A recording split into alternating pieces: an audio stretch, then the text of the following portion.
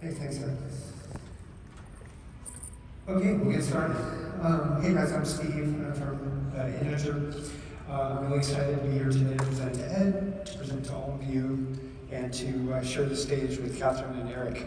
Like them, I'm here standing on the shoulders of a huge team of folks. I want to say thanks to them. Some of whom I can't see are probably here and will heckle me mercilessly.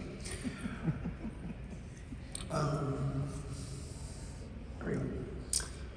You know, pretty straightforward brief that Ed just presented, but so many different ways for us to attack it or deliver on it. And so we started Integer with, what is our point of view? What do we think?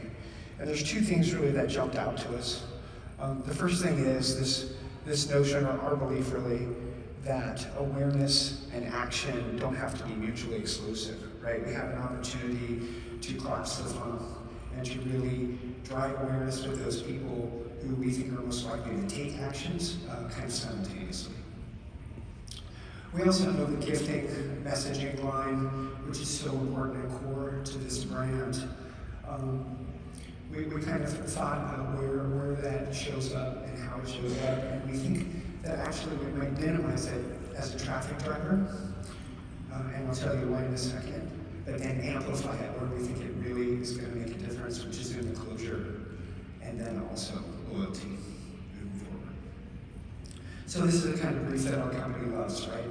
And this is where, Ed, I get to say to you, at times like this, you don't actually need an agency partner, you need a growth partner. You need someone to help you grow. And at Integer, that's what we are, we're the growth company.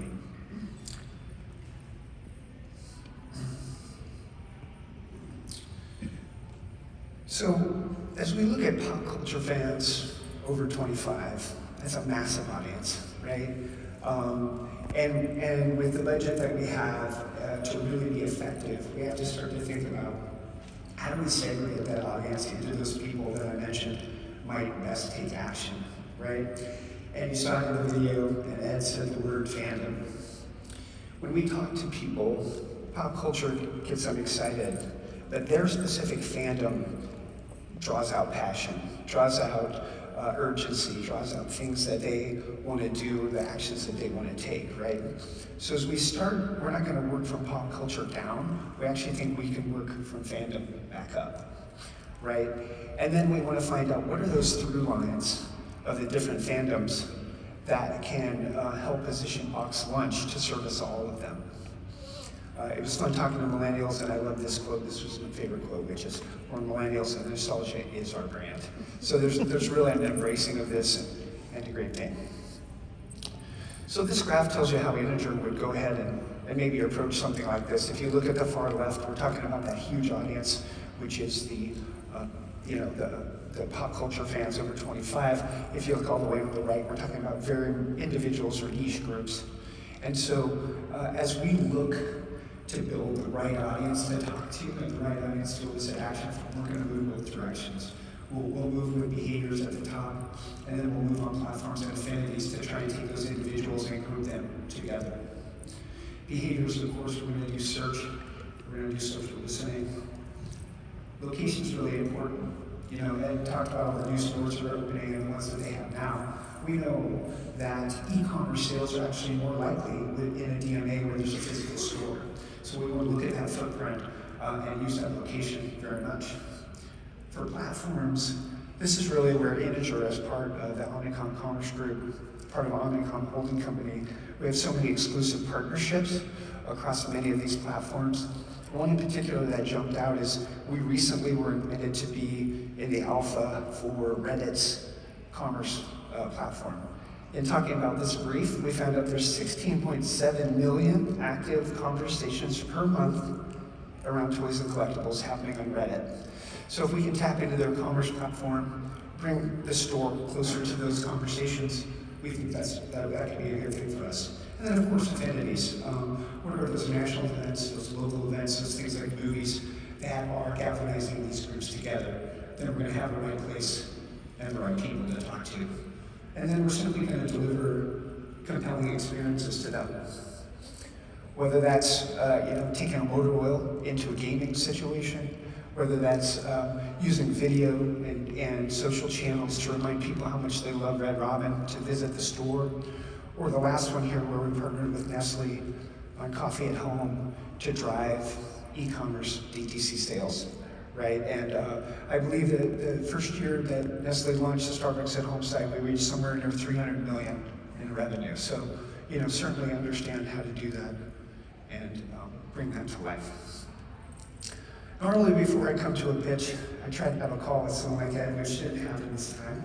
So I'm going to surprise him with some of the questions that I asked during that call, right? Because we want to have a holistic approach to how we're going to deliver these things. So the first one is site personalization. Know your site is built on Salesforce Commerce Cloud. They have an awesome personalization engine. So if we're going to have ads that send people to the site, we'd love to be able to personalize how they land to create more engagement, higher likelihood of landing instead of a generic, say, banner across the top.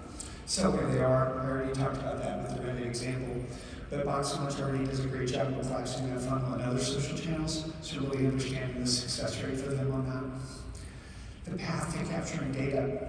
There's opportunities across every step that I mentioned to capture first-party data, and the most crucial one is that landing on the site, right? Are we getting them to identify themselves as quickly as possible?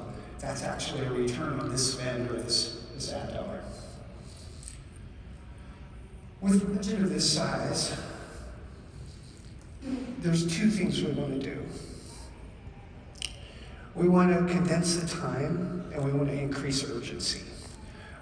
That's not enough money for us to go a half a year or a full year, just with an always-on campaign. It would become too diluted. So if we can do something like Product Dropped, as an example, to create those two things at once, we think that would be a cool thing. Love to know how you guys are doing that, other experimentation around that. And then finally, you saw all the $10 expenditures given a meal. That individual really loves that, and that feels so good to them.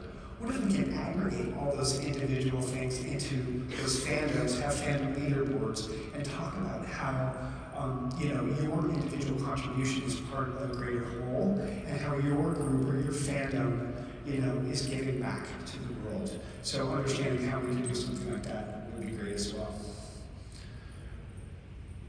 So I'm excited for the conversation, and thanks. Thank you.